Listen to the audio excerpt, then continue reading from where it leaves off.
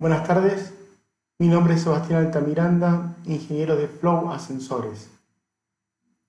Hoy vamos a hablar sobre los criterios a tener en cuenta para determinar la cantidad de ascensores en un edificio, especialmente el estudio de tráfico vertical. Antes hemos hablado sobre la accesibilidad. Hoy nos detendremos en la forma de abordar el sistema de transporte vertical o ascensores en edificios con más de 5 niveles, con necesidades de tráfico intenso, como por ejemplo un hospital, sin importar la cantidad de niveles, un banco, un edificio de oficina, un edificio público, como por ejemplo el edificio de la FIP o la Administradora Tributaria Mendoza, etc. En los casos en los que sea determinante garantizar un flujo de personas permanente, es necesario calcular la cantidad de ascensores, calcular el tiempo de espera y calcular, por sobre todo, la cantidad de personas que pueda absorber el sistema de ascensores en un tiempo determinado de 5 minutos. ¿Qué es lo que es el estudio de tráfico vertical?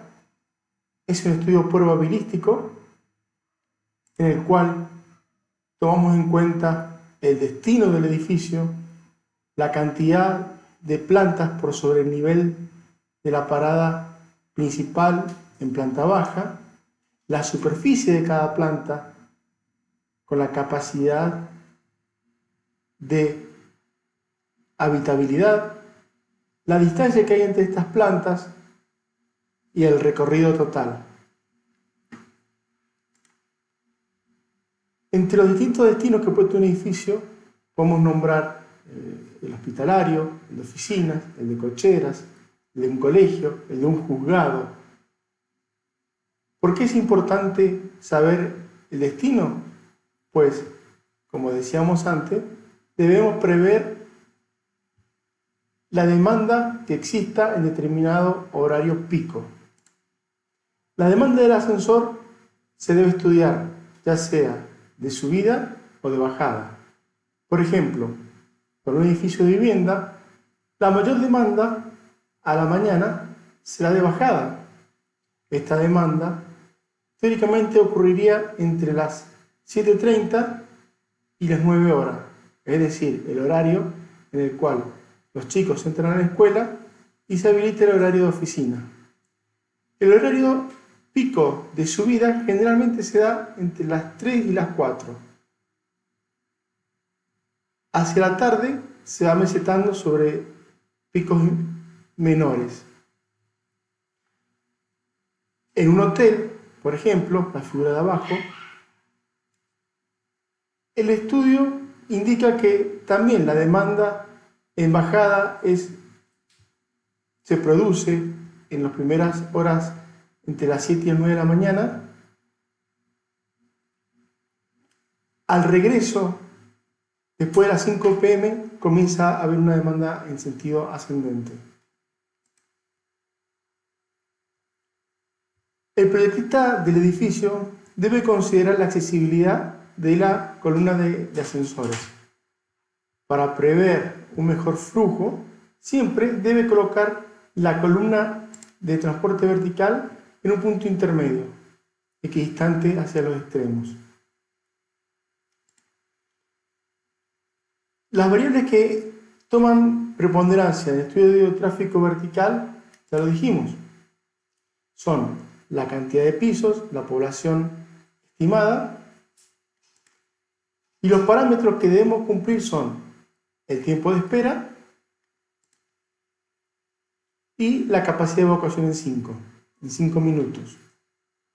Bueno, explicábamos que el estudio de tráfico vertical es un estudio probabilístico. ¿Por qué probabilístico? Porque no sabemos los usos instantáneos de los ascensores. Entonces recurrimos a la probabilidad estadística para lograr una cantidad de paradas probables. Para determinar la cantidad de paradas probables, recurrimos a la tan conocida campana de Gauss. Otro de las variables que debemos manejar es el tiempo que demora el ascensor en subir y bajar. El tiempo en que el ascensor demora subir y bajar es función de la velocidad del ascensor. En esta planilla se utiliza la velocidad en unidades de metros por segundo. Aquí vemos 1,5 es para un edificio relativamente alto. Este ascensor es de 90 metros por minuto pasado a las unidades. Es un ascensor relativamente rápido. Bueno, la velocidad va a indicar un tiempo promedio de viaje, pero además del parámetro velocidad dada por la máquina del ascensor, los tiempos que se insumen o que hacen al tiempo total de viaje están formados por el tiempo en que las personas demoran en subir, el tiempo de entrada, el tiempo de transferencia, del intercambio entre pasajeros que suben y pasajeros que bajan, el tiempo en que tarda una puerta en abrirse y cerrar, es decir, el tiempo de viaje total se cuantifica desde que el ascensor se detiene en un piso, abre sus puertas, ocurre el intercambio de pasajeros, el ascensor cierra sus puertas, el ascensor entra en etapa de aceleración, luego desaceleración. La cantidad de paradas intermedias es función de la variable número de paradas probables, que lo explicamos antes, para finalmente detenerse y permitir la evacuación. Es decir, el tiempo de viaje del ascensor es función no solamente de la capacidad de velocidad de la máquina, sino también del tiempo en que se insume en subir y bajar los pasajeros. Al contrario de lo que uno piensa, no siempre colocando una cabina más grande se logra un menor tiempo de espera. Vemos que al final del estudio de tráfico vertical debemos de adecuarnos a dos parámetros: la capacidad horaria y el tiempo de espera. En los tiempos de espera aceptables para un sistema de elevadores rondan entre los 40 a los 55 segundos. Es bastante 55, pero para nuestra cultura es aceptable. Un tiempo de espera ideal rondaría los 35 segundos. Es bastante dificultoso llegar a este tiempo, por eso en esta planilla se coloca una máquina de 90 metros minuto, que es una máquina relativamente rápida y no común en nuestro medio.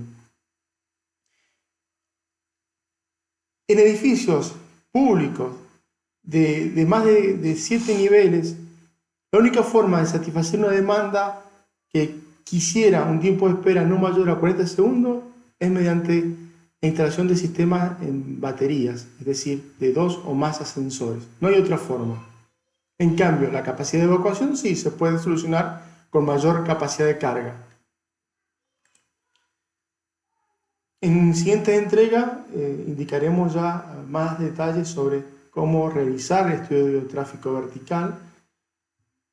Por lo pronto, este estudio está disponible para aquel que lo solicite y se incluye en la documentación que se entrega al momento de la contratación.